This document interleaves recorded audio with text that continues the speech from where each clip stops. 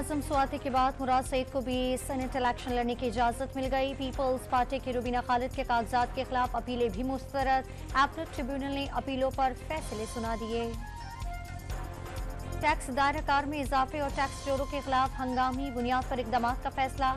वज़ीर-ए-आज़म ने track and trace system के निफाज में हायल तमाम कानूनी रुकावटें दूर करने की हिदायत कर दी। वज़ीर आला पंजाब मरियम नवाज और नवाज शरीफ की फैसलाबाद में धाती डोर से जाँ बहाक आसिफ अशफाक के अहल खाना से मुलाकात। मुतासरा खानदान से हमदर्दी का इजहार। वज़ीर ख़ारजा इसहाक डार का बरतानवी हम मनसब डेविड कैमरॉन का टेलीफोन। PIA की बरतानिया के लिए बराह रास्त परवाजों की बहाली समेत गजा और अफगानिस्तान की सूरत हाल पर तबादला ख्याल। PDMA ने शिमाली वजीरिस्तान के ITPs के लिए 35 करोड़ रुपए के फंड्स जारी कर दिए। अब तक घरों को वापस ना लौटने वाले खानदानों को 20,000 रुपए दिए जाएंगे। पाक बहरिया का खुले समंदर में ईरानी माहीगीरों को बचाने के लिए रेस्क्यू ऑपरेशन।